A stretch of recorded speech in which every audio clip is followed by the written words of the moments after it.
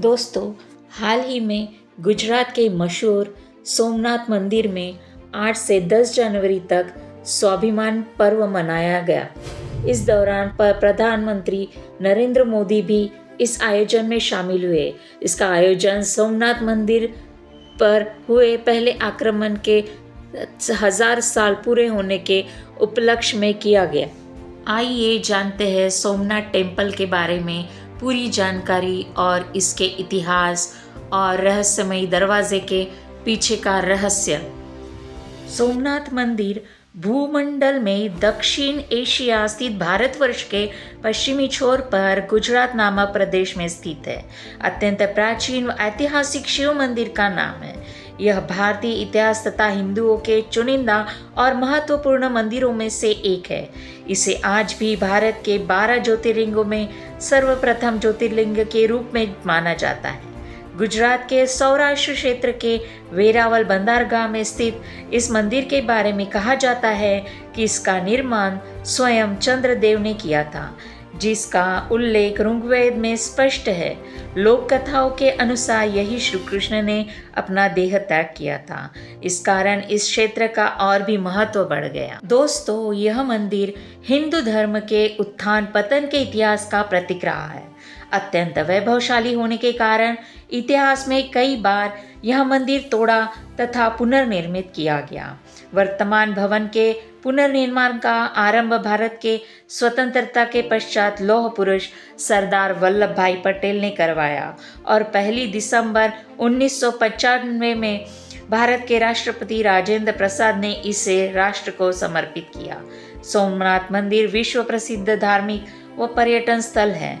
मंदिर प्रांगण के रात 7:30 से 8:30 बजे तक 1 घंटे का साउंड एंड लाइट शो चलता है, जिसमें सोमनाथ मंदिर के इतिहास का बड़ा ही सुंदर सचित्र वर्णन किया जाता है। आइए जानते हैं सोमनाथ मंदिर के दरवाजों का मुख्य रहस्य। महमूद गजनवी द्वारा 1026 ईस्वी में लूटे गए चंदन के कपाटों से जुड़ा है, जिन्हें बाद में ब्रिटिश सरकार 1842 में गजनी से वापस लाई थी। हालांकि बाद में यह साबित हुआ कि वे दरवाजे गुजरात शैली के नहीं बल्कि देवदार की लकड़ी के थे। ये दरवाजे अभी भी आगरा किले के शास्त्रागार में रखे हैं। ईस्वी सन 1026 में महमूद गजनवी ने सोमनाथ मंदिर को ध्वस्त कर दिया और कथित तौर पर उसके चंदन के दरवाजों को गजनी ले गए। उसके बाद 1842 में प्रथम आंग्ल अफगान युद्ध के बाद ब्रिटिश गवर्नर जनरल लॉर्ड एलनबोरो ने जाट सैनिकों को गजनी से उन दरवाजों को वापस लाने का आदेश दिया। इसे कपाट लाने की उद्घोषणा के रूप में जाना जाता है। जब ये दरवाजे भारत वापस लाए गए तो साबित हो गया कि वे चंदन की लकड़ी के नहीं बल्कि देवदार की लकड़ी के थे और वे सोमनाथ के मूल मंदिर के दरवाजे नहीं थे। ऐसा माना जाता है कि ये किसी किले के दरवाजे हो सकते हैं। इतिहासकार रोमिला थापर के अनुसार सोमनाथ के दरवाजों को लेकर उत्पन्न विवाद ब्रिटिश भारत में औपनिवेशिक हस्तक्षेप का एक उदाहरण है। तुर्क फारसी या भारतीय स्तोत्रों में गजनवी द्वारा सोमनाथ से दरवाजे ले जाने का कोई स्पष्ट उल्लेख नहीं मिलता है। अतः सोमनाथ के असली दरवाजे का रहस्य आज भी अनसुलझा है और गजनवी द्वारा ले जाए गए दरवाजे की कहानी को ऐतिहासिक रूप से संदिग्ध माना जाता है। आइए जानते हैं इसके इतिहास के बारे में। सर्वप्रथम एक मंदिर ईसा के पूर्व में अस्तित्व में था, जिस जगह पर द्वितीय बार मंदिर का पुनर्निर्माण 7वीं सदी में वल्लभी के मैत्रक राजाओं ने किया। 8वीं सदी से सिंध में अरबी गवर्नर जुनायद ने इसे नष्ट करने के लिए अपनी सेना भेजी।